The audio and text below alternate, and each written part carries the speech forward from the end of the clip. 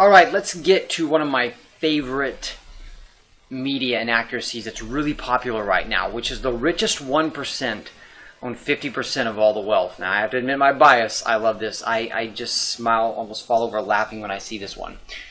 This is a really, really good way to lie. So, just so that you know that I'm not making this up, this is a snapshot from Google News, and you can see, richest 1% sees share of global wealth just own more than half of the world's wealth. Oxford Research. Richest 1% will own more than half of the world's, and you can see they're writing articles about this. And I mean, by the way, isn't it interesting that all of a sudden everybody is writing articles that are similar? Remember what I said earlier in the introduction about the JournoList, these private journalist lists that all get together and write the same articles? Ta-da! There you go. You can see it. So let's look at this. Is this really true? Well, at one point in time, people in San Francisco thought that their homes were worth millions of dollars until they couldn't even get $250,000 for them. Stating that someone is worth X assumes that the value of X is priced correctly. At one point, Enron and American Apparel were priced at a much higher value than today. In fact, Enron doesn't exist. Okay? Look at some popular hedge funds with oils. Others have lost money on the franc. We'll get into a second someone who is in the 1% and collapsed out of it, right? Actually, it happens quite a bit.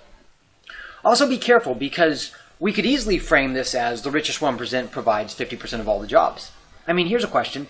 How many jobs, Bill Gates is rich, or Warren Buffett? Let's use them as examples. So is, who's it, Carlos Slim? How many jobs, on average, do you think Bill Gates, Carlos Slim, and Warren Buffett, between the three of them, provide? I mean, for instance, if Bill Gates, let's just say hypothetically, let's suppose Bill Gates provides 1 million jobs. So wait, one person provides 1 million jobs? How many jobs do you provide?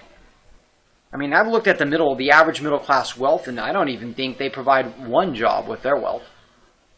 And you're bashing Bill Gates for providing 1 million jobs? Wow, that's interesting.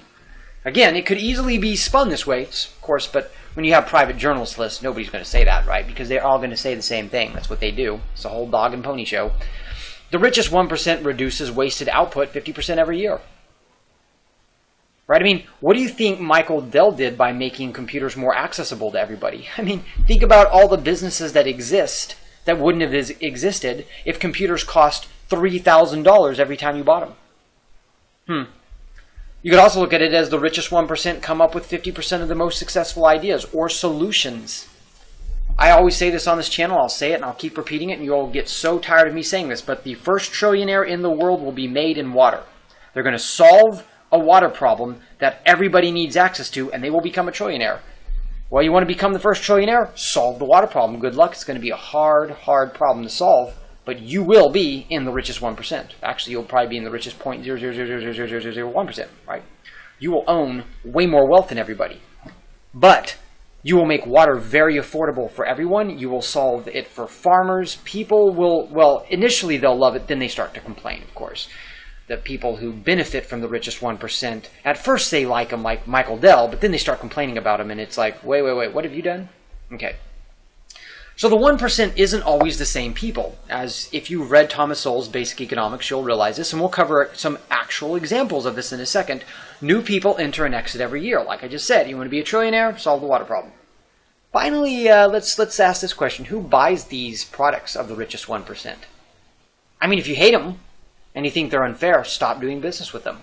For instance, if oil companies create a disaster for consumers, create a product that competes with them. For instance, electric cars, natural gas cars, etc.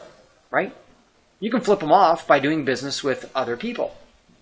And I agree. Look, I hated $4 a gallon oil, but what's the solution to that? Take away their money? No. Innovate, right? Solve the problem. This is exactly what Elon Musk is doing with Tesla. I'm not going to buy GM's electric car. I'll tell you why. GM had an electric car, and they killed it. We all watched the documentary. Well, most of us did, right? They killed it. You think I'm going to do business with them? No, screw them. They could drop it to $10 and I wouldn't buy it. Because they've already betrayed everybody in this country. Their days, as far as I'm concerned, in my mind, are over. Elon Musk gets his chance. I've heard now Apple is planning to design an electric car. That will be interesting. We'll see.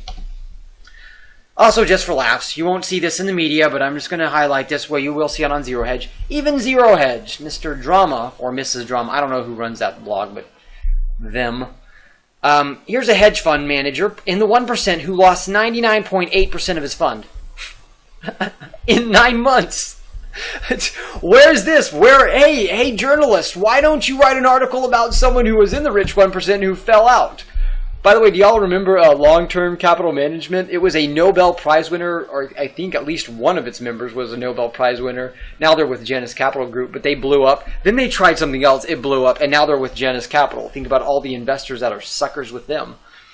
Dov Charney, another one-time CEO of American Apparel, also fell from high-income wealth level. Last glance that I at least heard was he's only worth $100,000. So he was in it and fell out. These people were in it, fell out, got back in it, fell out.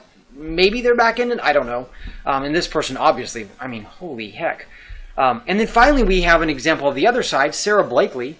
Look at her biography. I can't find any evidence that she was ever from a rich family, but she's now one of the richest people in the United States, and she didn't start out with significant wealth. She is in the 1%, but she didn't start out with significant wealth. So hey, this is what happens when you're not on a private journalist list group that's manipulating people and twisting the truth.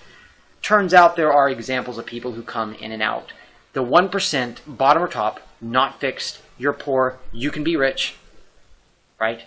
But it's always going to come from solving real problems. That's the easiest way to become rich.